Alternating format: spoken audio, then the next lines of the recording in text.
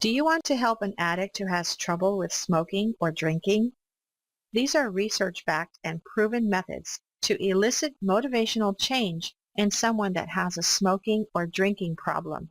What many people do not realize is that there is strong research showing that family members and friends can strengthen an addict's motivation to change or strengthen their resistance to change. Right now, I'm going to tell you how to really help someone that has an addiction to smoking, alcohol, or other drugs.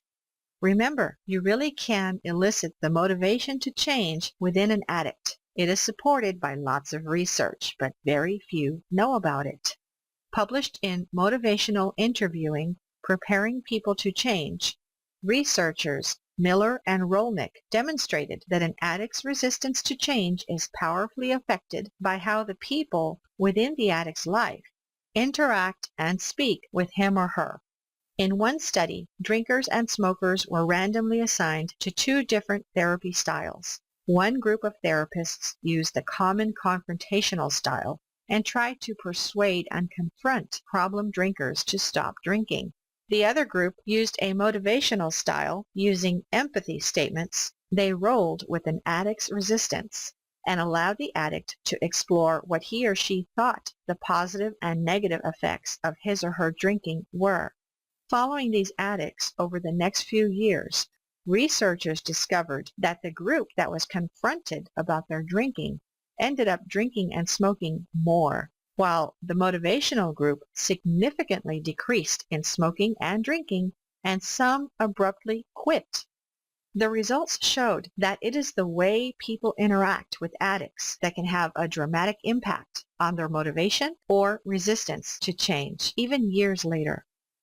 Additionally, researchers Patterson and Forgach stated people can dramatically influence an addict's defensiveness, which in turn predicts the degree to which the loved one will change. This is in contrast with the common view that alcoholics or smokers are always resistant because of denial and that we should confront them or try to pound the truth into them. Researchers further explained that people with addiction problems do not generally possess high levels of denial and resistance, but that it increases when loved ones improperly get involved and try to confront or scare someone straight into not using. A first rule of thumb is never meet resistance head-on. Certain kinds of reactions are likely to increase resistance, back the loved one further into a corner, and elicit anti-motivation within the addict. The way to elicit motivation towards stopping smoking or drinking is to talk to the addict in a way that expresses empathy, understanding, and builds a supporting relationship towards their quitting. Rolling with an addict's resistance while supporting self-efficacy is key. I can't include all the examples in this short presentation, but A. Scott Roberts shows you step-by-step how to do this in his program, which includes a book called Eliciting Motivation to Change. It is a research-guided program that shows you how to really help an addict. This downloadable ebook also shows you how to place a seed of doubt in the addict's mind about their addiction, leading them to contemplate about changing and then building motivation to change. The addicted loved one will realize that their addiction does nothing for them and they will quit.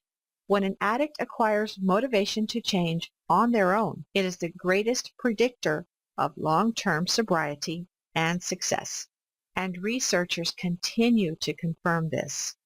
These methods are taken from the evidence-based Truth of Addiction program created by A. Scott Roberts, who has a master's degree in rehabilitation counseling and has helped thousands of people worldwide to stop their addiction long-term.